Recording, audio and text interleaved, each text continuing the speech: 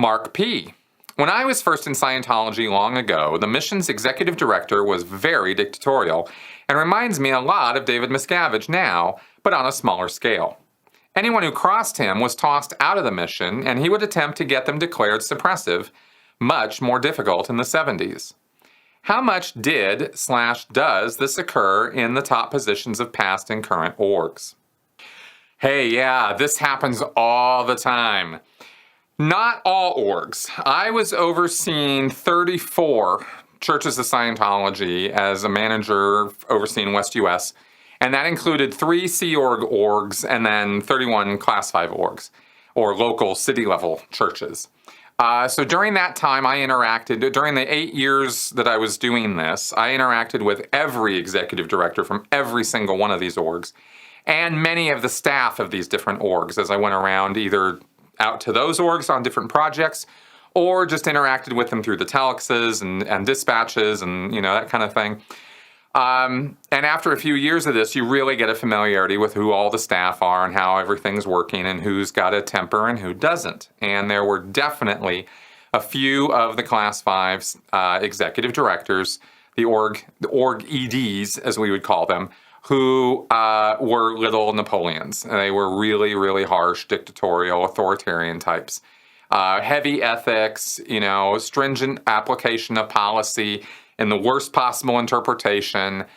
There was one, Joy, from Stevens Creek. Man, she was a real tyrant. I mean, she was scary to work for. Staff were actually afraid of her. And this became a problem. I remember doing a little eval on Stevens Creek one time and came up with the fact that, all this ED did was push ethics. She never corrected the staff. She never cared for them. She never saw that they got auditing or training, except for, following policy. She didn't care about the staff. And this just came across over and over and over again. Her direct juniors were one of the people I dealt with that I was sending orders to, were one of the people she was ordering around on a day-to-day basis. And he was just, he was a mess. I look back at it now and I go, man, this guy was like kind of PTSD-ish. I mean, seriously, it was bad. And I didn't, of course, have any recognition of what that looked like or what that was or anything about that when I was in the Sea Org. I just knew this guy was in rough shape, and I, did what I could to help him out. So when I wasn't yelling at him too, of course, because I was a Sea Org member.